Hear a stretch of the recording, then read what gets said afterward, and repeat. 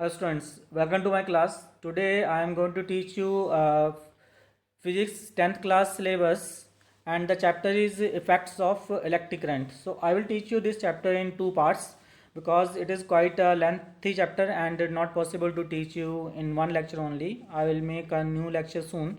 So in your 10th class syllabus you're going to study the electricity and magnetism. Okay, so today I will study about the electricity. Both terms are related to each other because both are due to the charges. Okay, so now consider the term electricity, right? The term electricity is used for the effects of the charge or charges at rest or motion. जो charge के effects होते हैं वो rest में हो या motion में, उसके इफेक्ट्स को हम कहते हैं इलेक्ट्रिसिटी, राइट? अगर चार्जेस रेस्ट में हैं, चार्ज या सिस्टम और चार्जेस रेस्ट में हैं, तो उसके जो इफेक्ट्स हैं they are called static electricity और electrostatics. Okay, so if the charges are motion, then their effect is called current electricity. Also when they are motion, they produce the magnetic effects. Okay, so magnetism is also due to the charges. पर कब, जब charge move करेंगे तो current भी होगा और current जो है वो मैग्नेटिज्म भी जनरेट करेगा, जो आप पढ़ोगे नेक्स्ट चैप्टर में, magnetic effect of the current. Okay, so पहले कि हम डिस्कस करें इलेक्ट्रिसिटी के बारे में, सो एक वेरी इंपॉर्टेंट टर्म है that is called charge, right? So we have heard about the charge, but इसको हमने डिफाइन नहीं किया है. इससे पहले कि हम चार्ज को डिफाइन करूं तो एक एग्जांपल स्टडी कर लेते हैं. So the formation of NaCl molecule, sodium है, क्लोरीन है एंड NaCl बॉन्ड बन गया और एक मॉलिक्यूल फॉर्म हो गया. Okay, but there is an intermediate state. कौन सी? तो इससे पहले कि बॉन्ड फॉर्म हो, जो सोडियम है it loses one electron and becomes positively charged, and chlorine takes one electron and it becomes negatively charged. Then there is attraction between the sodium and chlorine ions and NaCl ionic bond is formed. Okay, so attraction कब हुई? जब ion बन गए ये. Okay, ion मतलब they became charged. Okay, so charge होने के बाद ही इनमें इंट्रैक्शन हुई है, right? So now will define the charge. So charge क्या है? It is the fundamental property of some elementary particles. There are some elementary particles. Elementary particle का मतलब है the particle from which a matter is made of. So there are numerous elementary particle even which are smaller then the protons and the neutrons. Okay, so उनमें से कुछ ऐसे particle हैं जिनके पास ये प्रॉपर्टी होती है. तो ये प्रॉपर्टी कैसी है? Due to this property they can interact among themselves and with other similar particles. जिनके पास ये प्रॉपर्टी हो दूसरे पार्टिकल के साथ, उनके साथ वो इंटरेक्ट कर सकते हैं. सो इंटरेक्ट का मतलब होता है कि फोर्स अप्लाई करना, अट्रैक्शन और repulsion. Okay, so there are many particles which have this property, but हमारे लिए सबसे इंपॉर्टेंट कौन से हैं? Electrons and the protons, right? So electron and proton जो है ये सबसे इंपॉर्टेंट है, बिकॉज मेन जो इंट्रैक्शन है इनके कारण ही होती है जो डेली लाइफ में हम ऑब्जर्व करते हैं. Okay, so protons and the electrons. तो इलेक्ट्रॉन नेगेटिवली चार्ज है, प्रोटॉन जो है पॉजिटिवली चार्ज है. ओके, सो चार्ज के लिए सिंबल यूज करते हैं हम इसको मैग्नीट्यूड मेजर करने के लिए, क्यू और स्मॉल क्यू या कैपिटल क्यू. ओके, एंड इसके ऐसा यूनिट जो है वो है कूलम, राइट? पूरा नाम लिखना स्मॉल सी से लिखना because is the name of the scientist. तो जब यूनिट बनाते हैं तो लेटर स्मॉल से शुरू करते हैं. ओके, या हम सी यूज़ कर सकते हैं. So the charge on the electron जो है वो बन जाता है -1.6 टेम्पर -19 कूलम, और प्रोटॉन के ऊपर चार्ज प्लस रहता है 1.6 ten power -19 coulomb of positive charge. और जो इनको हम ई से भी सिंबलाइज कर सकते हैं, चार्ज ऑन द इलेक्ट्रॉन और a proton. E mean 1.6 ten power -19 coulomb. So next is the properties of the charges. So there are two kind of charges, ये प्रॉपर्टी आपको पता है. और दूसरी है कि लाइक चार्जेस जो है वो रिपेल करते हैं, पॉजिटिव एंड नेगेटिव रिपेल करेंगे, वाइल अनलाइक चार्जेस यानी कि पॉजिटिव एंड नेगेटिव जो है वो आपस में अट्रैक्ट करेंगे. Next property is very important. तो charge on any body is always equal to the integral multiple of the charge on the electron और प्रोटॉन. मतलब अगर कोई बॉडी के ऊपर चार्ज है वो कितना होगा? चार्ज जो इलेक्ट्रॉन के ऊपर चार्ज होता है उसका multiple, 1 time, 2 time, 3 time, 4 time and so on, either positive और नेगेटिव. ओके, सो इसके अलावा कोई भी चार्ज नहीं होगा बॉडी के ऊपर. Okay, mathematical you can write q is equal to any charge on a body is equal to the number of the electron lost on board again multiply the charge on the electron, and जो है वो integer है 1 2 3 4 5. Okay, so the charge on a body is equal to q is equal to N e, right. So this property is called the quantum nature of charge. कहते हैं charge जो है वो packets में एग्जिस्ट करता है, जो पैकेट है चार्ज का वो ई के बराबर है, that is the charge on the electron और a proton. Okay, so next property जो चार्ज की है तो वो है charge is conserved, that is conservative nature of charge. इसका मतलब होता है कि चार्ज ना क्रिएट होगा ना डिस्ट्रॉय होगा।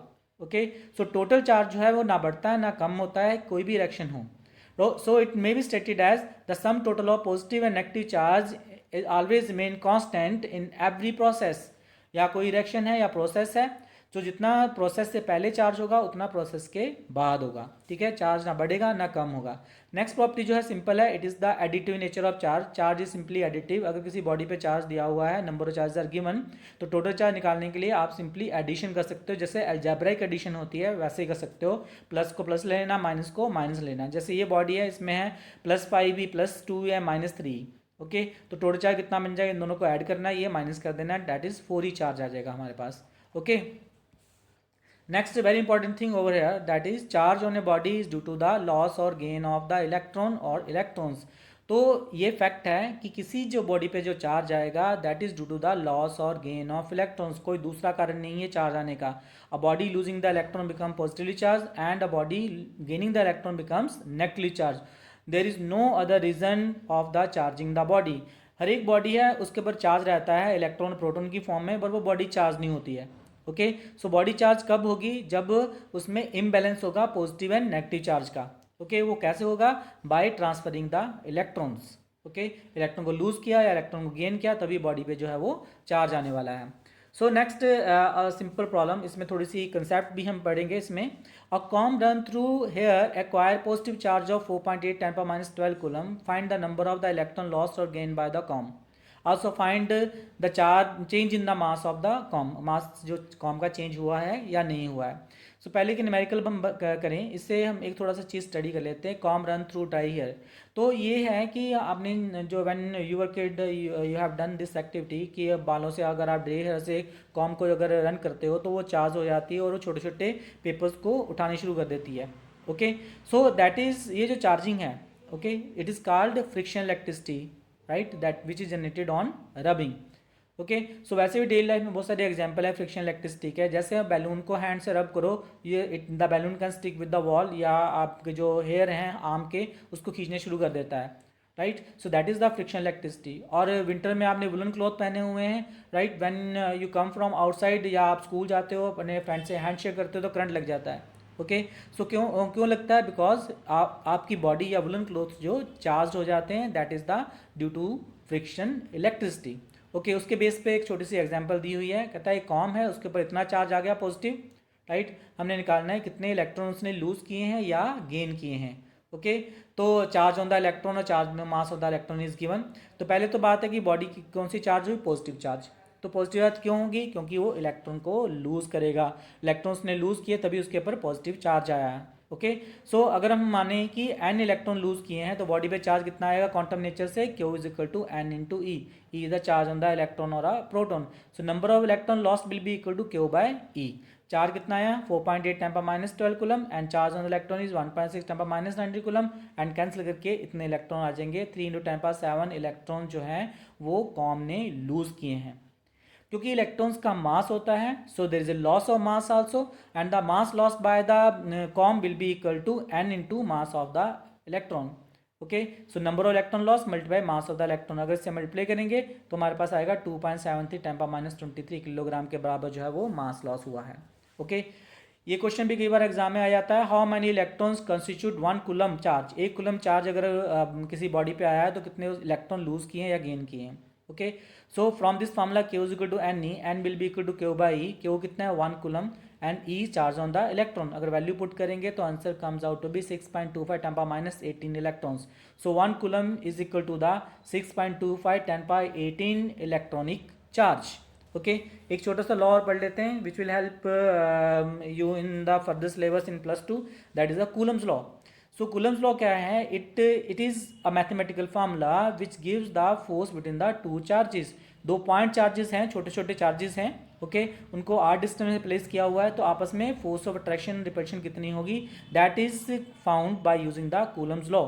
Okay, so the Coulomb law states that the force of attraction or repulsion between the two charges is directly proportional to the product of the charges and inversely proportional to the square of the distance. अगर हम दोनों को combine कर देते हैं तो formula बन जाता है F proportional to Q1 Q2 by r square. Okay, अगर प्रोपोर्शनलिटी साइन हटा दें तो यहाँ एक स्मॉल किया जाता है Q1 Q2 by r square.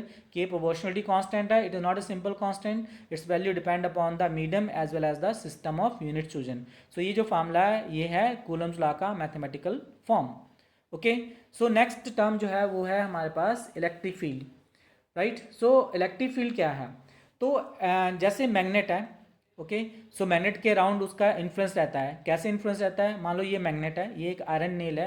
अगर आप आयरन नेल को मैग्नेट से टच नहीं भी करते हो तभी आयरन जो मैग्नेट है वो आयरन नेल को अपनी तरफ खींच लेता है. ओके, सो अब क्वेश्चन राइज करता है कि इतने डिस्टेंस से, राइट, तो इतने डिस्टेंस से वो कैसे फोर्स अप्लाई कर सकता है? How can a magnet apply a force on a body from the distance? Okay, physically तो कुछ दिख नहीं रहा है, तो इसका मतलब है कि मैग्नेट के इफेक्ट्स जो हैं वो आयरन नेल तक पहुंचते हैं. इस तरह ग्रेविटेशन फील्ड है, एक सैटेलाइट है वो रिवॉल्व कर रहा है इतनी हाई. ओके, सो जो ग्रेविटेशन, अर्थ बहुत दूर है, again there is a force between that satellite and the earth. Okay, तो वो कैसे है? Right, so that is again due to the field. So earth जो है उसके अराउंड एक रीजन है जहां उसका अपना इन्फ्लुएंस रहता है, that is called gravitational field.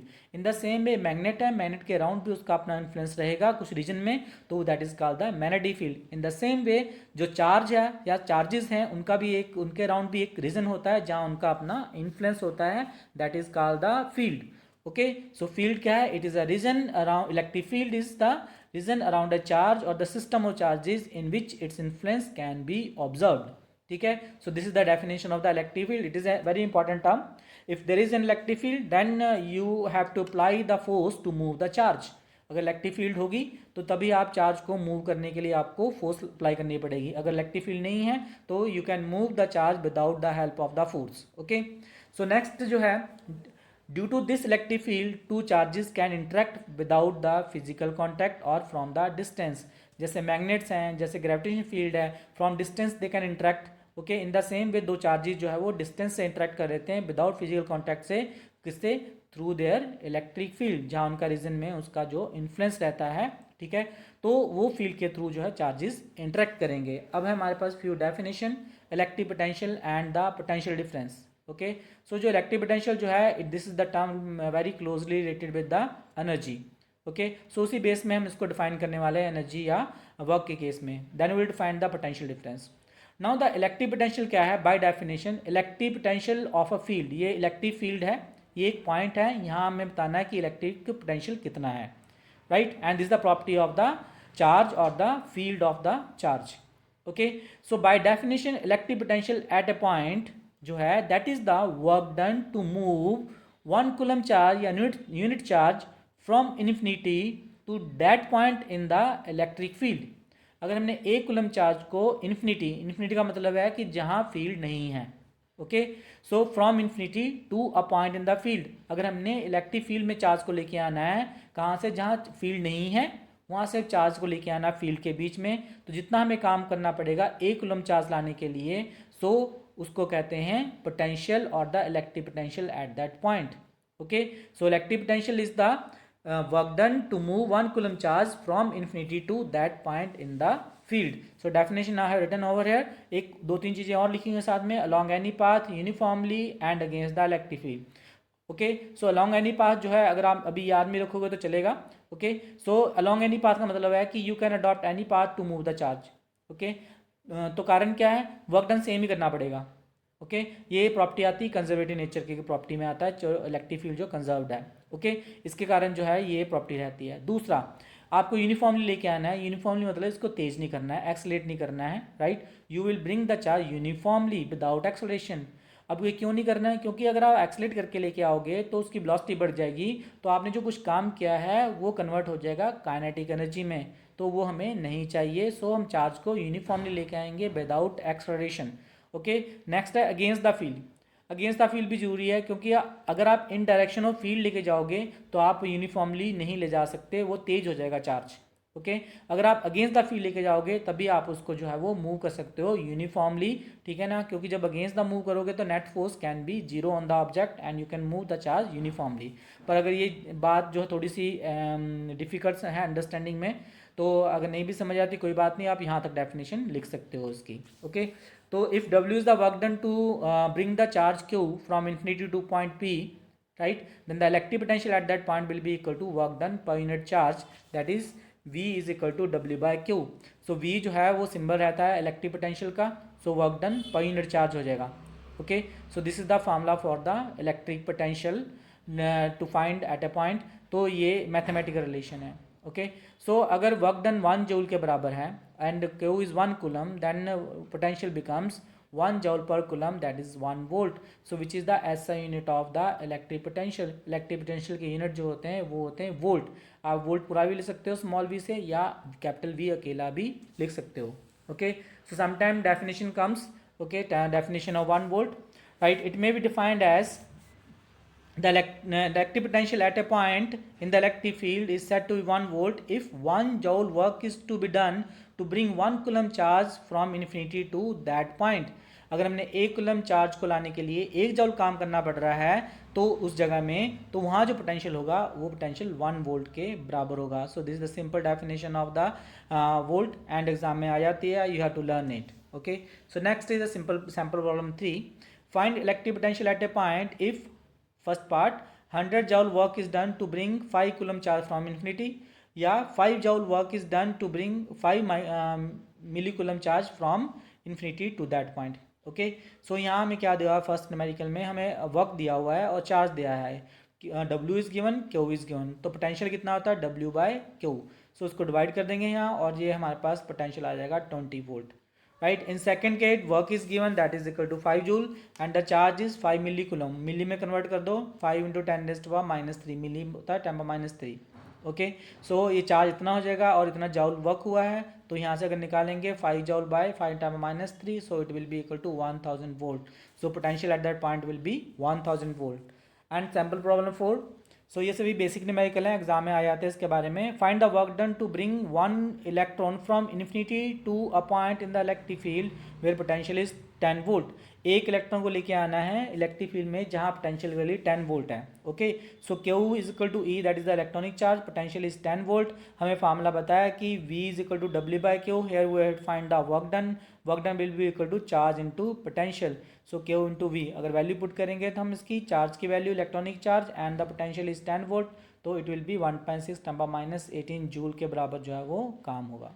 Okay so यहाँ कुछ स्मॉलर यूनिट्स दिए हुए हैं, sometime we have to use the smaller unit, 1 millivolt 10⁻³ volt, 1 microvolt, micro mean 10⁻6 volt, sometime kilovolt, megavolt, kilovolt is 1000 volt, 10⁻³ volt, mega is 10⁻6 million volt, ठीक है।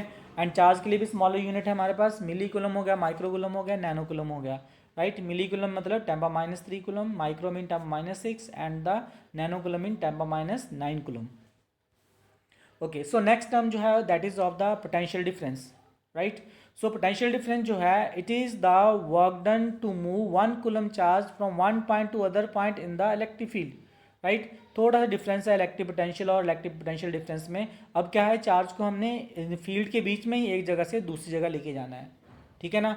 सो जितना हमें काम पड़ना पड़ेगा 1 कूलम चार्ज को एक जगह से दूसरी जगह लाने के लिए, right, that is called the potential difference. So by definition the potential difference between two points A and B in the electric field is the work done to move 1 coulomb charge from one point to other point in the electric field. 1 coulomb charge को एक जगह से दूसरी जगह लेके जाना है, तो इतना काम करना पड़ेगा, that is called the potential difference, right. So या हम कह सकते हैं potential difference the difference in the potential at that point. अगर वी बी यहाँ पोटेंशियल है, वी ए यहाँ है, तो potential difference will be equal to V B minus V A, और you can say V A minus V B. Okay तो this is the definition of the potential difference. तो इसमें भी हम वही कर सकते हैं, you can move the charge along any path, path कोई भी अडॉप्ट कर सकते हैं against the field and uniformly move करना, आपने स्पीड नहीं बढ़ानी है। Okay so this is the definition, अभी मैंने डिफाइन किया उसको, ठीक है, तो आप इसको रीड आउट कर सकते हो। अगर W A B is the work done to move the Q charge from point A to B, then the potential difference will be between the points will be delta V will be equal to VB minus VA WAV by Q, work done divided by the charge. तो इसके unit भी same ही रहते हैं, ऐसा unit as that of the electric potential, that is the volt. Okay, if WAB is equal to 1 joule, Q is equal to 1 coulomb, then using delta V is equal to WAV by Q, तो यहाँ 1 joule बन जाएगा, 1 coulomb बन जाएगा, joule per coulomb is the volt. सो ऐसा unit जो है potential difference के भी वही रहेंगे जो पोटेंशियल के हैं, इलेक्ट्रिक पोटेंशियल के हैं. Okay, so instrument use to measure the potential difference. अगर हमारे पास इलेक्ट्रिक सर्किट है, बाद में डिफाइन करते हैं हम इलेक्ट्रिक सर्किट, तो पोटेंशियल डिफरेंस में ये करना है, उसके लिए हमारे पास जो है वो वोल्ट मीटर है. राइट, ये एक डिवाइस है जिससे हम पोटेंशियल डिफरेंस में ये कर सकते हैं. तो इस सिंबल इसका ऐसा रहता है, वन साइड प्लस है, माइनस है दूसरी साइड, तो इसके टर्मिनल्स होते हैं negative and positive terminals. Okay, so next जो हमारे पास है, volt meter is always connected in parallel. Very good question. Right, so exam में बहुत बार आता है, how volt meter is connected in a circuit. हम कहेंगे volt meter is always connected in parallel in a circuit. Right, दूसरा इसकी resistance high होती है. आइडली जो रेजिस्टेंस जो है it should be infinite. Okay, so volt meter को हमेशा ही हमने पैरेलल में ही लगाना है, सीरीज में नहीं लगाना है.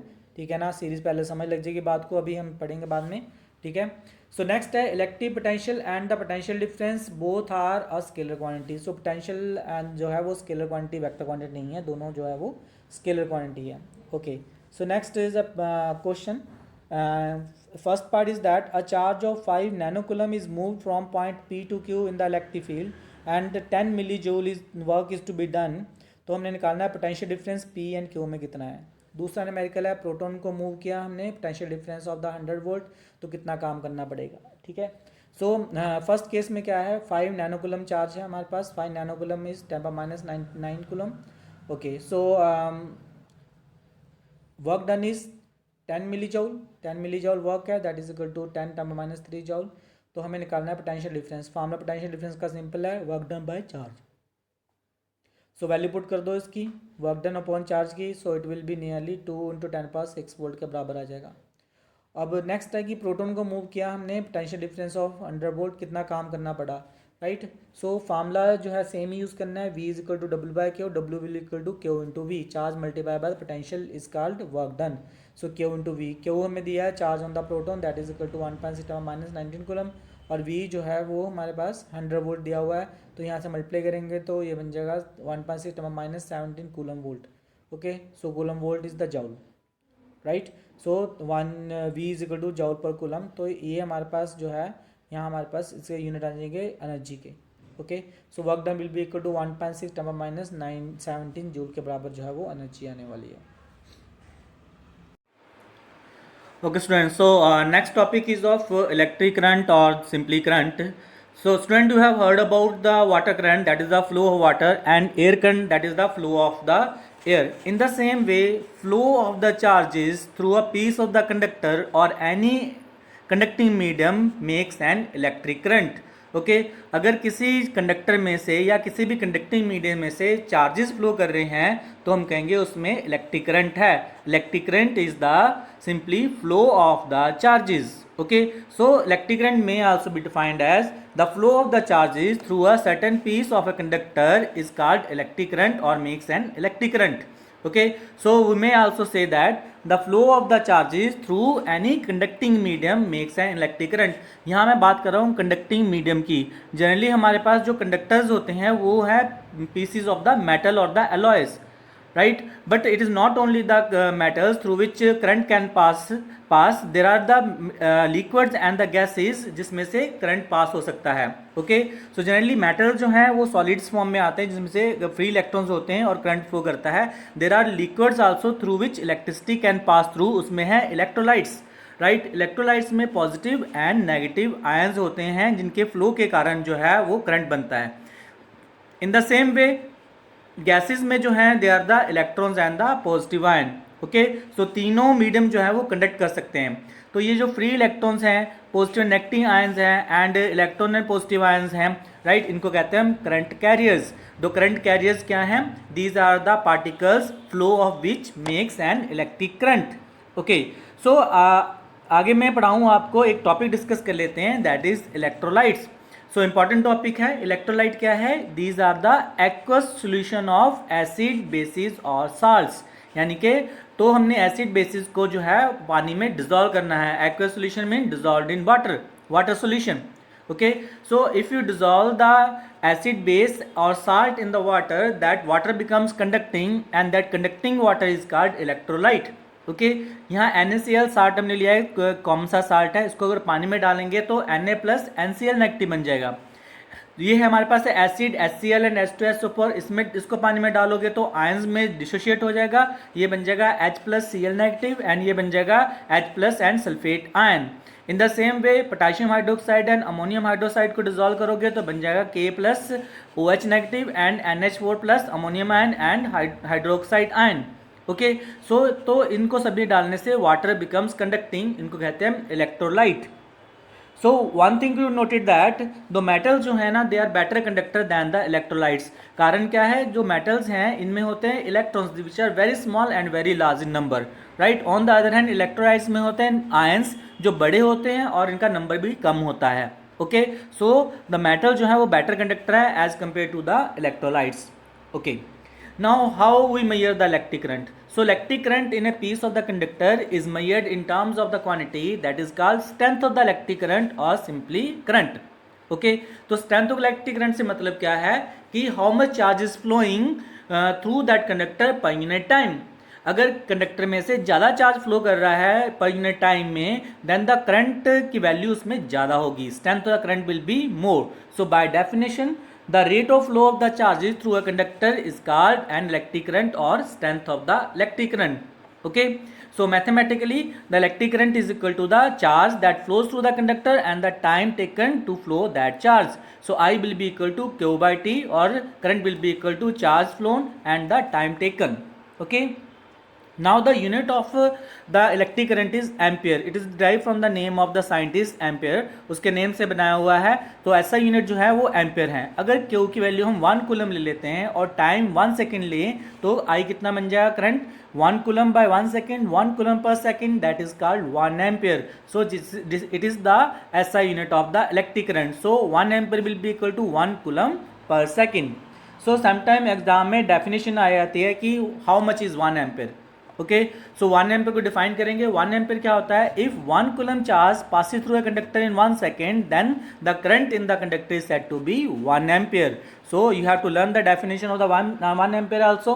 तो there are smaller unit of the current that is milli ampere and micro ampere. Milli 10⁻³ ampere and micro, right, ये सिंबल है म्यू, उसको कहते हैं, it is called micro ampere 10⁻6 ampere, right. So एक और फॉर्मूला कर लेते हैं इलेक्ट्रिक करंट के बारे में. अगर मान लो किसी कंडक्टर में से n इलेक्ट्रॉन फ्लो कर रहे हैं in time t, then the value of the current will be equal to Q by T. Q is equal to n into e. तो अगर n इलेक्ट्रॉन मूव किए हैं, E is the electronic charge, total charge कितना pass हुआ, n into ई के बराबर, that is according the quantum nature of the charge. Okay, अगर t टाइम लगा है तो I will be equal to Q by T और n e by T. Okay, so अगर हमने इलेक्ट्रिक करंट मेजर करना है तो हमारे पास एक डिवाइस है that is called an ammeter. So ammeter is a device which is use to measure the electric current. तो सिंबल उसका इस तरह का होता है, कहीं सर्किट डायग्राम में अगर सिंबल आएगा तो इस तरह का आएगा, तो ये है एमीटर. ओके, सो एमीटर को जब भी हमने कनेक्ट करना है सर्किट में, इसको हम सीरीज में कनेक्ट करते हैं. ओके, सो इसका कारण क्या होता है, इसकी रेजिस्टेंस बहुत कम होती है, it is a very low resistance device. So ideal ammeter की रेजिस्टेंस जो है वो 0 होती है. कई बार क्वेश्चन आया था एग्जाम में, तो what is the resistance of the ideal ammeter, that is the that value is 0. Okay, also the electric current is scalar quantity, बाद में फिर डिस्कस कर लेंगे, और जो रेजिस्टेंस के बारे में भी हम डिस्कस करेंगे, तो ये चीज़ क्लियर हो जाएगी बाद में. ओके, सो इससे पहले कि हम आगे बढ़ें तो हम एक सैम्पल प्रॉब्लम कर लेते हैं, क्वेश्चन कर लेते हैं, न्यूमेरिकल करेंगे तभी हमें कंसेप्ट पता लगता है. तो यहाँ हमारे पास एक प्रॉब्लम है जिसमें है कि इलेक्ट्रिक करंट निकालना है अगर 900 कूलम चार्ज पास कर रहा है कंडक्टर में 2 मिनट्स में. Okay, so different options are there, B and C. पहले ए की बात करते हैं. तो चार्ज कितना है 900 कूलम, टाइम कितना लगा 2 मिनट. तो इसको मिनट को एसआई में कन्वर्ट करने के लिए हम 6 सेकंड में कन्वर्ट करेंगे, दैट इज 2 × 60 120 सेकंड. तो करंट कितना बन जाएगा, Q by T, that is 900 coulomb upon 120 second. तो ये बन जाएगा 7.5 ampere, right. Now we move to the second question. इसमें क्या है, 10⁻10 electron pass through a conductor in 10⁻8 second. तो करंट निकालना है. और इसमें दूसरा फार्मूला यूज होगा I is equal to N E by T वाला. Okay, so number of electron कितने पास हुए हैं, दैट इज 10⁻10। इलेक्ट्रॉनिक चार्ज कितना है 1.6 × -90 कूलम। तो टोटल चार्ज कितना पास होगा n × e। टाइम कितना लगा है t is equal to -10⁻⁸ second. So क्या बन जाएगा I will be equal to NE/T। ठीक है, ये टोटल चार्ज हो गया। तो number of electron, value of charge on the electron divided by the time, तो यहाँ से करंट आएगा 0.16 एम्पियर।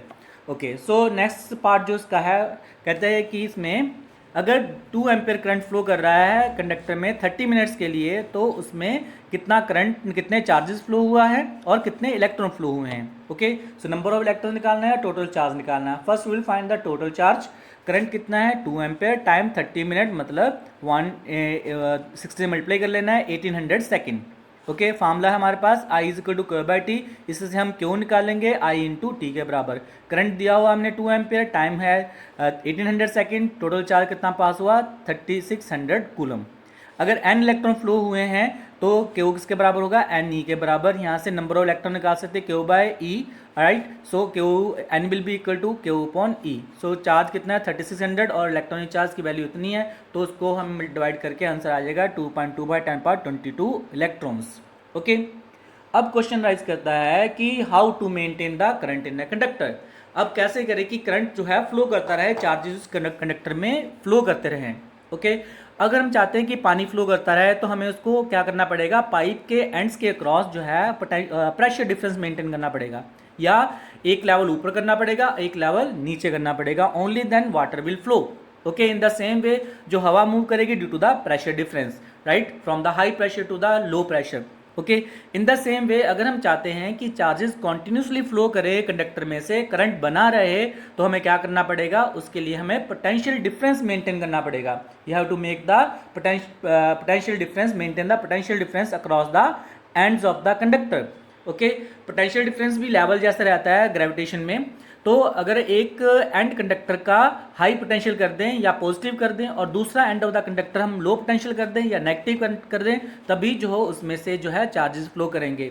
अगर दोनों का पोटेंशियल बराबर है तो चार्जेस फ्लो नहीं करेंगे। तो क्या करना है, तो अगर आप चाहते हैं कि कॉन्टिन्यूसली करंट हमें मिलता रहे या कंडक्टर में से करंट फ्लो करता रहे, तो you have to maintain the potential difference across the ends of the conductor.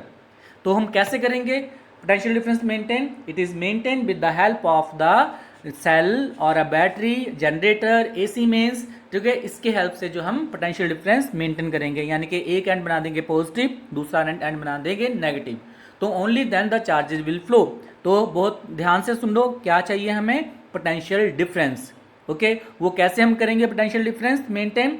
With the help of the cell. Cell आप यूज करते हो तो एक सेल जो है वो नियरली 1.5 वोल्ट का या से कम वोल्ट का होता है। ओके, तो हम उसको सेल लगाएंगे तभी करंट फ्लो करता है, बिना सेल के करंट नहीं फ्लो करता है, सर्किट कंप्लीट होना चाहिए। इन द सेम वे हमें बैटरी हमारे पास है, डायनेमो, जनरेटर या AC सोर्स है, तो तभी करंट फ्लो करेगा। So to make the current to flow through the conductor, you have to main the potential difference across the ends of the conductor.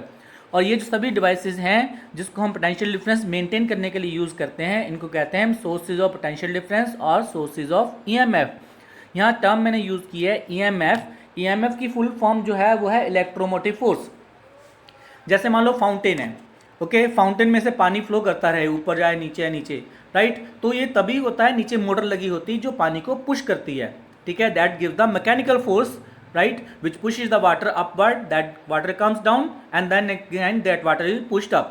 Okay, so तभी जो है fountain में पानी चलता रहता है। इसी तरह से चार्जेस भी जो है एक एंड से दूसरे एंड में चले जाएंगे, high potential to low potential चले जाएंगे। सो लो पोटेंशियल से हाई पोटेंशियल में ले जाने के लिए उनको पुश करना पड़ेगा, फोर्स की जरूरत पड़ेगी, that is called electromotive force. Okay, वहाँ से ये टर्म मिली है। एक्चुअली डेफिनेशन इलेक्ट्रोमोटिव फोर्स की कुछ और होती है, it is form of energy, पर यहाँ हम सिर्फ इतने पढ़ते हैं, ज़्यादा डिटेल में नहीं जाएंगे। Electromotive force, it is the force which pushes the electrons या charges from one potential to the other, ठीक है, to make the current to flow continuously. Okay, अब थोड़ा सा सेल के बारे में स्टडी कर लेते हैं। तो सेल में क्या होता है, तो सेल जो है it consist of the 2 different metal pieces जिनको इलेक्ट्रोड्स कहते हैं। तो उनको डिप किया होता है हमें एक सॉल्यूशन में, that is called electrolyte. Okay, electrolyte की चॉइस होती है according to the type of the electrodes. जब उसमें डालते हैं तो उस मेटल्स को इलेक्ट्रोलाइट में, तो केमिकल रिएक्शन के कारण क्या होता है, one electron become positive, right, और उसका पोटेंशियल हाई हो जाता है, दूसरा का पोटेंशियल हो जाता है कम, लो, उसको हम नेगेटिव भी कह सकते हैं। ठीक है, सो उसमें दो इलेक्ट्रॉन होंगे, जिसका पॉजिटिव पोटेंशियल होता है उसको हम कहते हैं कैथोड, और जिसका नेगेटिव होता है उसको कहते हैं हम एनोड। ओके, सो एक सेल जो होता है उसमें दो इलेक्ट्रोड होंगे और इलेक्ट्रोलाइट होगा, और जो पोटेंशियल डिफरेंस दोनों के इलेक्ट्रोड्स के बीच में रहता है वो नियरली 1 वोल्ट से ले 2 वोल्ट तक रहता है। ओके, तो अगर हमें चाहिए ज़्यादा वोल्टेज चाहिए, ओके, जैसे आपका जो है कोई डिवाइस जो है टॉर्च है वो चल रही है 6 वोल्ट से, ओके, तो आपके पास एक सेल जो है वो 1.5 वोल्ट का है, तो what you have to do, you have to connect the cell in series. 4 cell connect करेंगे 1.5 वोल्ट के, तो हमें क्या होगा, 1.5 multiply by 4 that is 6 volt. तो आपका जो टॉर्च है वो 6 वोल्ट से अगर चल रहा है तो 4 सेल को हम ज्वाइन करेंगे इन सीरीज। ओके, तो सेल का सिंबल इस तरह से होता है, राइट, एक स्मॉल लाइन है, एक बिग लाइन है, small line mean negative and bigger line mean positive, ये कैथोड बन जाएगा, ये एनोड बन जाएगा। तो अगर हमने बैटरी ऑब्टेन करनी है will join number of the cell, तो बैटरी जो है वो सेल से ड्राइव की है, अगर हम 2 या 2 से ज़्यादा सेल जोड़ देंगे सीरीज में तो पोटेंशियल डिफरेंस बढ़ जाएगा, तो that becomes a battery. Battery is a combination of number of cells, ये बन जाएगा नेगेटिव पॉजिटिव, ये ज्वाइन किए साथ में सीरीज, देखो ये पॉजिटिव के साथ नेगेटिव दूसरे का, फिर पॉजिटिव के साथ नेगेटिव, ये आपस में नहीं ज्वाइन करना, ओके, सेल के आउटर टर्मिनल ज्वाइन करने हैं। ओके, सो ये 3 सेल ज्वाइन किए हमने, नहीं 1 2 3 एंड 4 सेल्स आर ज्वाइंट, तो इसमें जो है 4 सेल ज्वाइन करके जो है बैटरी बनाई हुई है। So in this way we form a battery. Okay, so एक छोटी सी टर्म आ जाती है यहाँ कमेंट की फॉर्म में कभी क्वेश्चन आया था, which is the cause and which is the effect. So electric potential जो है वो कॉज है, ठीक है, और इलेक्ट्रिक करंट जो है उसका इफेक्ट है, यानी कि पोटेंशियल डिफरेंस अप्लाई करोगे तो तभी करंट फ्लो करना शुरू होगा। Okay, so electric potential is the cause while the electric current is its effect. Okay, so एक और चीज़ ध्यान रखनी है, जो पॉजिटिव चार्जेस जो हैं वो हमेशा फ्लो करेंगे positive potential to the negative potential. Okay, positive terminal of the battery to the negative terminal of the battery, high potential to the low potential, while negative charges या electron जो हैं वो move करेंगे low potential to the high potential या negative to the positive. Okay, so ये बात ध्यान रखना है। सो ये जो लाइन जो है वो इंपॉर्टेंट है, कई बार शॉर्ट क्वेश्चंस में आ जाती है। Okay, next, now the mechanism of the flow of the current in the conductor. So how the current flows in a conductor. Okay, so ये है पीस ऑफ द कंडक्टर, इसमें बहुत सारे फ्री इलेक्ट्रॉन्स हैं, they are numerous free electron. कितने होते हैं, nearly 10^28 electrons होते हैं पर मीटर क्यूब, या 1 सेंटीमीटर क्यूब ले लें, लुडो की डाइस होती छोटी उसके बराबर ले, तो उसमें 10^22 इलेक्ट्रॉन्स होंगे फ्री। ओके, तो हमें पता है कि अगर करंट फ्लो कराना है तो क्या करना पड़ेगा, हमें इसके क्रॉस पोटेंशियल डिफरेंस मेंटेन करना पड़ेगा। वो किससे करेंगे, with the help of the cell और द बैटरी। ये मैंने एक सेल लगाया है, इसको पॉजिटिव कर दिया, इसको नेगेटिव कर दिया, तो यहाँ बन गया ये नेगेटिव टर्मिनल, ये बन गया पॉजिटिव। उसके कारण क्या होगा, इसमें बहुत सारे फ्री इलेक्ट्रॉन्स हैं, they will drift from the negative end to the positive end, इधर को भागना शुरू कर देंगे, और यहाँ से इलेक्ट्रॉन बाहर आएंगे, यहाँ से इलेक्ट्रॉन एंटर करेंगे, तो ये इलेक्ट्रॉन चले जाएंगे बैटरी के पॉजिटिव टर्मिनल में, और ये इलेक्ट्रॉन जो है एनोड जो है वो इलेक्ट्रॉन्स को दे देगा। ओके, यहाँ से जितने इलेक्ट्रॉन इसमें जा रहे हैं उतने इलेक्ट्रॉन्स में से बाहर आ रहे हैं। सो this is the path of the electron in the outer circuit. और ये जो करंट बन रहा है इलेक्ट्रॉन के कारण, इसको कहते हैं इलेक्ट्रॉनिक करंट या फिजिकल करंट। फिजिकल इसलिए कहते हैं because it is the electrons those are moving through the conductor to make the electric current. Okay, so ऐसे इलेक्ट्रॉन जाएंगे यहाँ से इस साइड में। Okay, they will move from the negative end of the battery to the positive end in the outer circuit. तो ये जो current है इसको कहते हैं हम इलेक्ट्रॉनिक करंट और द फिजिकल करंट, ठीक है। बट बाय कन्वेंशन जो है साइंटिस्ट सपोज दैट, हम ये सपोज करेंगे कि चार्ज करंट जो है it is due to the flow of the positive charge. Okay, so direction of the current किधर को होगा, जिधर को पॉजिटिव चार्ज जाएंगे, so that is chosen by convention. Reality में नहीं है, बाय कन्वेंशन चूज किया हमने, पॉजिटिव चार्ज को बाय कन्वेंशन चूज करते हैं। तो अगर मान लो पॉजिटिव चार्ज फ्री होते तो वो किधर जाते, they would have move from the positive end of the battery to the negative end. Okay, अगर इलेक्ट्रॉन इधर जा रहे हैं, पॉजिटिव चार्ज इधर को जाएंगे उसके opposite. Okay, so positive charge will move from the positive end of the conductor to the negative end, ठीक है। यहाँ से पॉजिटिव चार्ज एंटर करेंगे, यहाँ से पॉजिटिव चार्ज बाहर आ जाएंगे और बैटरी के नेगेटिव टर्मिनल में चले जाएंगे। ओके, सो जो करंट पॉजिटिव चार्ज के कारण होता है तो पॉजिटिव चार्ज आते हैं from the positive end of the battery to the negative end of the battery. Okay, so ये जो करंट बनता है इसको कहते हैं हम conventional current which is the due to the flow of the positive charge. Okay, so दो तरह के करंट डिफाइन करते हैं हम, एक इलेक्ट्रॉनिक करंट है, एक कन्वेंशन करंट है। तो जहाँ भी हमने अब करंट बनाना है वो कन्वेंशनल करंट बनाना है, क्योंकि as a convention, as a reference हम ये सपोज करते हैं कि करंट जो है वो पॉजिटिव चार्ज के कारण है। ओके, सो कहीं भी इलेक्ट्रिक सर्किट है तो अब करंट हम यही ड्रॉ करेंगे जो हमारे पास कन्वेंशन करंट है, ना कि इलेक्ट्रॉनिक करंट। ओके, सो ये है हमारे पास कंसेप्ट ऑफ द करंट। दो टाइप ऑफ करंट बन जाएंगे, एक इलेक्ट्रॉनिक जो नेगेटिव एंड ऑफ बैटरी से पॉजिटिव एंड में जाएगा through the external circuit. Okay, जो कन्वेंशनल करंट है वो जाएगा positive end of the battery to the negative end of the battery through the outer circuit. तो ये कन्वेंशन करंट ही हमने बनाना है, इलेक्ट्रॉनिक करंट नहीं बनाना है। ठीक है, सो ये भी चीज़ जो है ध्यान रखना, कभी जब भी बनाएंगे हम कन्वेंशनल करंट ही बनाएंगे। ओके, राइट, सो यहाँ हमने कहा है कि जो करंट जो है कन्वेंशनल करंट हो गया, इसकी डायरेक्शन हमने स्पेसिफाई कर दी। तो जो करंट जो है वो स्केलर क्वांटिटी है in spite of having direction, because जो इसको अगर करंट जो है अगर इसको हमने ऐड सब्ट्रैक्ट करना है तो सिंपली अलजेब्रिक रूल से कर सकते हैं, रूल जो अलजेब्रा से एडिशन सब्ट्रैक्शन कर सकते हैं, इसलिए हम इसको कहते हैं हम स्केलर क्वांटिटी, जो current is a scalar quantity. Okay, now so it is only the current those move in a metal to make the current। so तो जो करंट जो है ये मेटल में जो है सॉलिड पीस में इलेक्ट्रॉन के कारण ही होता है, कोई दूसरा पार्टिकल नहीं मूव होता। ओके, फैक्ट ये है कि जो इलेक्ट्रॉन्स हैं बहुत सारे होते हैं मेटल पीस में, there are numerous electrons in a metal piece. पहले मैंने बताया आपको कितने इलेक्ट्रॉन होंगे। तो जब हम पोटेंशियल डिफरेंस अप्लाई करते हैं तो वो सीधे नहीं जाते, they don't move in a straight line. Okay, जब वो मूव करते हैं from the negative end to the positive end, तो वो they collide with themselves and with the atoms of the metal. Okay, या आयंस, क्योंकि इलेक्ट्रॉन निकल के ना आयन बन जाते हैं मेटल उसके एटम्स, राइट, उनको हम लैटिस आयन भी कहते हैं। तो when electron move through the metal piece और the conductor they collide continuously with themselves and with the lattice ion और द एटम्स। उसके कारण क्या होता है, उनका पाथ जिगजैग होता है, टेढ़ा मेढ़ा पाथ होता है, दे don't move in a straight line, right. तो उसके कारण क्या होता है, उनका मोशन भी कम हो जाता है। सो ज़्यादा डिटेल में स्टडी करेंगे तो एक बात ध्यान रखना, कंडक्टर्स में इलेक्ट्रॉन जो है सीधे सीधे नहीं भागेंगे, ठीक है, उनका पाथ जो है वो जिगजैग होता है। क्यों जिगजैग होता है? Because of the continuous collision of the electrons among themselves and with the lattice atoms और द आयंस। तो इसकी बात दोबारा फिर आएगी कोलिजन्स की, तो ये बात ध्यान रखना, इसलिए यहाँ मैंने इसको डिस्कस किया है। ओके, तो इन इलेक्ट्रोलाइट्स जो है, अगर हम इलेक्ट्रोलाइट्स है उसके अक्रॉस हम अप्लाई करेंगे पोटेंशियल डिफरेंस, तो आयंस मूव करेंगे। ये बड़े आयंस होते हैं, तो positive ion move toward the negative terminal and negative ion will move toward the positive terminal. तो इस तरह से जो है वो करंट फ्लो करता है। ओके, सो टोटल करंट जो होगा वो दोनों के कारण होगा, पॉजिटिव चार्ज के कारण एंड नेगेटिव चार्ज के कारण। ओके, सो कहीं भी अगर दोनों चार्ज मूव कर रहे हैं, पॉजिटिव नेगेटिव चार्ज मूव कर रहे हैं, जैसे इन इलेक्ट्रोलाइट, टोटल करंट जो है दोनों का सम होगा। ओके, जितना पॉजिटिव चार्ज का करंट है और नेगेटिव चार्ज का करंट है, दोनों का एडिशन हो जाएगी, राइट। सो यहाँ एक छोटी सी प्रॉब्लम डिस्कस कर लेते हैं। In an electrolyte 10⁻18 H+ ions move toward the negative electrode and 2⁻18 chloride ion move toward the positive electrode, right. तो हमें निकालना है टोटल करंट कितना है, राइट।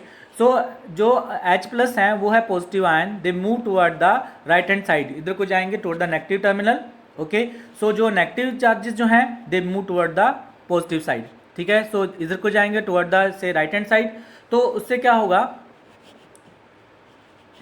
तो अगर मान लो ये सपोज करें कि H+ ion are moving toward right hand side और chloride ion they move toward the left hand side, इसका मतलब है कि जितने क्लोराइड आयन नेगेटिव साइड जो लेफ्ट हैंड साइड में जा रहे हैं, तो equal number of the positive charge moving toward the reverse direction और toward the right hand side, ठीक है ना। तो ये बाय कन्वेंशन है, अगर नेगेटिव चार्ज जा रहा है लेफ्ट हैंड साइड में, हम उतने ही चार्ज पॉजिटिव मानेंगे जो हमें जा रहे हैं राइट हैंड साइड में। तो टोटल कितने बन जाएंगे चार्ज जो जा रहे हैं राइट हैंड साइड में, जो हाइड्रोजन आयन है प्लस, और जो क्लोराइड आयन है उसको भी हम प्लस सपोज करेंगे। टोटल चार्ज कितने हो जाएंगे 10⁻18 प्लस 2 × 10⁻18, तो टोटल कितने बन गए 3 × 10⁻18। सो इतने चार्ज जा रहे हैं toward the right hand side. Okay, so हर एक के ऊपर आयन कितना है, क्योंकि मोनोवैलेंट है सभी, दैट इज E = 1.6 × 10⁻19 कूलम, और टोटल चार्ज कितना बन जाएगा N × E के बराबर, okay, so this a charge on the electron, time कितना लगा 0.1 second, I have given over here. Okay, so 0.1 second में ये गए हैं, तो करंट कितना बन जाएगा, I is equal to Q by T, N is the number of the total ions जो मूव कर रहे हैं, पॉजिटिव नेगेटिव दोनों मिला के, जो नेगेटिव चार्ज है उनको ही पॉजिटिव मानना है टुवर्ड द अपोजिट डायरेक्शन में। ओके, सो टोटल चार्ज बन गया n into e, right, time बन गया 0.1 सेकेंड, तो after solving will get the current that is equal to 4.8 ampere. Okay, so यहाँ टर्म वही लिखी है कि जो करंट है उसकी डायरेक्शन और मैग्नीट्यूड दोनों है, but it is a scalar quantity. Okay, next हमारे पास जो है electric circuit. So electric circuit क्या होता है, इलेक्ट्रिक सर्किट जो है वो एक नेटवर्क है, क्लोज नेटवर्क है ऑफ द फ्यू एलिमेंट्स। उसमें क्या एलिमेंट्स होते हैं, सोर्स ऑफ इलेक्ट्रिसिटी, स्विच होगा एक, राइट, या की कह सकते हैं, और डिवाइस होगा एक जिसको हमने रन करना है, राइट, उसको हम कनेक्टिंग वायर से हम कनेक्ट कर देते हैं। So it is a close network consisting of a source of electricity, a switch, a device which is to be run connected with each other through the conducting wires. ठीक है, so that electric current can flow when the switch is closed, right, that is an electric circuit. Okay, so यहाँ device का मतलब रहता है जो हमने device को रन करना है, राइट, सो डिवाइस को लोड भी कहते हैं। Okay, so it is a device which to be run, जिसको हमने चलाना है। ये bulb, fan, heater, oven, tube कुछ भी हो सकता है, जो इलेक्ट्रिक डिवाइस जो है जो हमने रन करना है। तो ये हमारे पास एक छोटा सा फिगर है जिसमें हमने एक सिंपल सर्किट डायग्राम बनाया हुआ है, जिसके में है एक बल्ब है, ये एमीटर लगा हुआ है, ये सेल लगा हुआ है, और ये स्विच लगा है, और ये जो तारें बनी हुई हैं they are the conducting wires. Okay, ये कंडक्टिंग वायर्स हैं, तो इससे हमें जॉइन किया। जब हम स्विच ऑन करेंगे तो बल्ब जलेगा, अगर स्विच ऑफ कर देंगे या की जो ऑफ कर देंगे तो बल्ब जो है वो ऑफ हो जाएगा। सो it is a simple electric circuit. Okay, तो नेक्स्ट एक टर्म आती है open and closed circuit.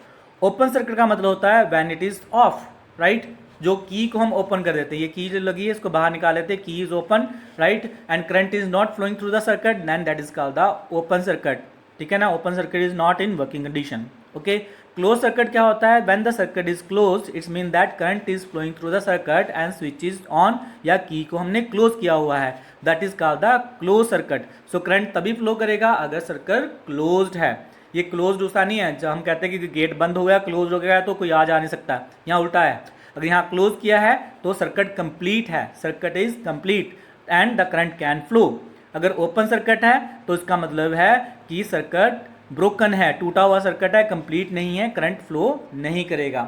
Next है सर्किट डायग्राम। इससे पहले एक सर्किट डायग्राम स्टडी करें तो एक छोटी सी चीज़ स्टडी कर लेते हैं। नेक्स्ट डायग्राम में ये हमारे पास सिंबॉलिकल फॉर्म है डिफरेंट डिवाइसेस की।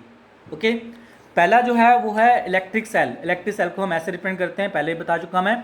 और दो नेक्स्ट है बैटरी का जो सिंबल है, battery is a combination of the cells, right, ये है प्लग और द स्विच, राइट, इस तरह से रिप्रेजेंट करते हैं। और ये है ओपन, राइट, अगर प्लग और की ऑन है, स्विच ऑन है, तो यहाँ डॉट लगा देते हैं, जिससे क्या मतलब सर्किट कंप्लीट हो गया, switch is on. Okay, so ये है जॉइंट ऑफ द वायर, एक तार दो तारें जुड़ी हुई हैं कहीं तो यहाँ डॉट से लगाते हैं, डार्क कर देते हैं, ये है जॉइंट ऑफ द वायर। अगर वायर जॉइंट नहीं है आपस में तो उसको हम जंप कर देते हैं उसके ऊपर से। अगर इस तरह से बनाया हुआ है इसका मतलब है कि दोनों वायर्स आपस में कनेक्टेड नहीं है, राइट, एक ऊपर से निकल गई हैं। ओके, सो नेक्स्ट है बल्ब का सिंबल। बल्ब ऐसे हो सकता है, वहाँ भी एक सिंबल बनाया हुआ मैंने ऊपर बल्ब का, right, in this way you can show the bulb. और ये जो बनाया हुआ है जिगजैग पाथ, ये है रेजिस्टेंस। ओके, रजिस्टर है या रेजिस्टेंस है। ओके, इसके बारे में भी डिस्कस करेंगे डिटेल में, तो ये पर सिंबल याद कर लेना। नेक्स्ट हमारे पास है वेरिएबल रेजिस्टेंस और द रिहोस्टेट। ओके, सो ये वेरिएबल रेजिस्टर है जिसके रेजिस्टेंस हम वेरी कर सकते हैं। Okay, so its resistance can very, it consist of A coil large number of turns, right, जिसकी टर्न्स को एडजस्ट करके हम रेजिस्टेंस की वैल्यू एडजस्ट कर लेते हैं। अभी आपको ये समझ नहीं आएगा, हम रेजिस्टेंस स्टडी करेंगे, then you will understood that. Okay, तो नेक्स्ट हमारे पास है एमीटर। एमीटर का सिंबल पहले बनाया हुआ मैं बताया हुआ मैंने, और ये है वोल्ट मीटर। ओके, नेक्स्ट हमारे पास एक सर्किट छोटा सा है यहाँ, तो इलेक्ट्रिक सर्किट बनाया हुआ है जिसमें जो प्रैक्टिकल एमीटर वोल्ट मीटर का सिंबल है इस तरह के दिखते हैं। अगर आप लैब में जाओगे तो हमारे पास जो एमीटर जो है इस तरह से दिखेगा, ये एक रेड होगा टर्मिनल, ये हुआ एक नेगेटिव, ठीक है, जो ब्लैक कलर का होगा। वोल्ट मीटर भी ऐसे अपेयर होगा, एक नेगेटिव होगा और एक पॉजिटिव होगा, जो पॉजिटिव होगा रेड होगा और जो ये नेगेटिव होगा वो ब्लैक है। और ये बल्ब लगा हुआ है, ये स्विच है, ये टैपिंग की है, राइट, ऑन स्विच भी हो सकती है, और ये हमारे पास बैटरी है। ओके, सो इस तरह के जो है आपको डिवाइस जो है वो लैब में मिलेंगे जब आप इलेक्ट्रिकल सर्किट स्टडी करोगे। Okay, so will move to the next point जहाँ से हमने छोड़ा था इसको, that was a circuit diagram. तो सर्किट डायग्राम क्या होता है? It is a diagram in which different elements of the electric circuits are shown in the form of the symbols, right. तो ये एक सिस्टमेटिक अरेंजमेंट है, ठीक है, जिसमें हमारे पास डिफरेंट एलिमेंट्स जो हैं उसको हमने सिंबल्स की फॉर्म में रिप्रेजेंट किया हुआ है। ओके, सो यहाँ भी ये जो ऊपर सर्किट दिया हुआ है इसमें जो ये भी सिंबल्स की फॉर्म में है, right. It is also an electrical circuit, ammeter का सिंबल है, की का सिंबल है, सेल का सिंबल है, बल्ब का सिंबल है, राइट। और नीचे भी यहाँ एक सर्किट बना हुआ छोटा सा, ये भी, राइट। तो इसमें ये एमीटर का सिंबल है, ये वोल्ट मीटर का सिंबल है, ये हमारे पास कंडक्टर है या रजिस्टर का सिंबल है। ओके, सो इस तरह से हम सिंबॉलिकल फॉर्म में रिप्रेजेंट कर लेते हैं, that is called a circuit diagram. Okay, so next we have very important law in electricity, that is called Ohm's law. Okay, so it is derived from the name of German physicist, that is a Georg Simon Ohm, right. So he studied the relationship between the electric current and the potential difference applied across the ends of the conductor के ends में जो potential apply करते हैं और current जो flow करता है, right, उसमें एक रिलेशन उसने स्टडी किया ओम्स ने, राइट। तो that is called the Ohm's law. तो ये हमारे पास कंडक्टर है, इसमें से करंट फ्लो कर रहा है और इसके कंडक्टर के क्रॉस अगर वोल्ट मीटर लगाएंगे तो voltmeter will give the reading, ammeter में रीडिंग आ रही है और वोल्ट मीटर में रीडिंग आ रही है। सो उसने क्या ऑब्जर्व किया, कहता है अगर हम करंट बढ़ाते हैं, एमीटर में करंट की रीडिंग बढ़ रही है तो वोल्ट मीटर में भी रीडिंग बढ़ती है और दोनों प्रोपोर्शनल बढ़ती हैं। ओके, सो प्रोपोर्शनल का मतलब है अगर करंट को डबल किया तो पोटेंशियल डिफरेंस भी डबल हो जाएगा, अगर करंट ट्रिपल हो गया तो पोटेंशियल डिफरेंस भी ट्रिपल हो जाता है। Okay, so provided physical condition जो है वो कांस्टेंट रखनी है, मेनली टेम्परेचर, ओके, इनको वेरी नहीं करना है, temperature, pressure, mechanical stress, that is kept constant. Okay, so ये जो फैक्ट था इसको उसने लिखा in the form of Ohm's law. Okay, so Ohm's law क्या है? It states that the potential difference developed across the ends of the conductor, इसके cross जो पोटेंशियल डिफरेंस आएगा it is directly proportional to the current passing through the conductor, conductor में से कितना current pass कर रहा है उसके प्रोपोर्शनल है। If you increase the current V also increases proportionally. Okay, provided physical conditions are kept constant like temperature, pressure etcetera. Okay, so क्या बन जाएगा? V proportional to I, potential difference across the conductor is proportional to the current. Okay, so ये mathematical form है Ohm's law की। Okay, so next जो है हमारे पास ग्राफिकल फॉर्म, राइट। सो क्योंकि in case of the conductors V proportional to I under the constant physical conditions, तो V upon I is a constant quantity. अगर V proportional to I है, अगर हम V और I का graph draw करते हैं पोटेंशियल डिफरेंस और करंट में, it will be a straight line. और ये जो फिगर बनी हुई है इसको कहते हैं graphical form of Ohm's law. Exam में बहुत बार आती है कि draw the Ohm's law graphically. Okay, so इस तरह से हम आप उसको ड्रॉ कर सकते हो, V और I का graph, it will be a straight line, right. So mathematically V proportional to I और V upon I is a constant quantity, ये भी ओम्स लॉ है। और कब होगा? जब फिजिकल कंडीशन जो है वो कांस्टेंट रहेगी। So Ohm's law may be defined as the ratio of the potential difference across the end of the conductor to the current flowing through it is a constant quantity, okay, under constant physical condition. So Ohm's law हम ऐसे भी define कर सकते हैं, the graph between V and I is a straight line under constant physical condition, that is also an Ohm's law. Okay, अब ये जो constant है तो इसको हमने V equal to I equal to constant जो यहाँ लिखा हुआ है, so it is written with the R। So here R is constant of proportionality, तो उसका नाम रखा हमने resistance, right, it is called resistance. और V upon I is equal to R, R is a resistance over है, I will discuss it later on in detail, तो अभी तो थोड़ा सा इसमें पढ़ लेते हैं। तो यहाँ से बन जाएगा V is equal to IR। Okay, so ये एक फार्मूला है जो potential difference, current and resistance of the conductor को जो है रिलेट करता है।